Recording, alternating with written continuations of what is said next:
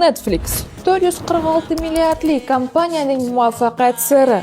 Netflix marketingni sirini anglab yetdi. U mijozlar qilishi kerak bo'lgan eng og'ir ishni o'z zimmasiga oldi. Ya'ni biz insonlar kino tanlash eng qiyin ishimiz. Komediya ko'ramizmi, oilaviymi, romantikami? Bunda Netflix platformasida mijozlar uchun tanlashni oson qilib qo'ydi.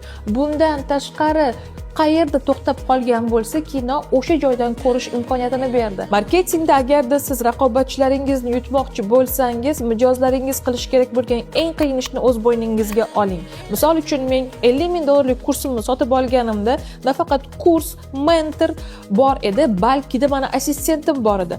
Audioda dars qilib yuborar edim, mani assistentim yozib, uyga vazifamni ustozimga topshirar edi.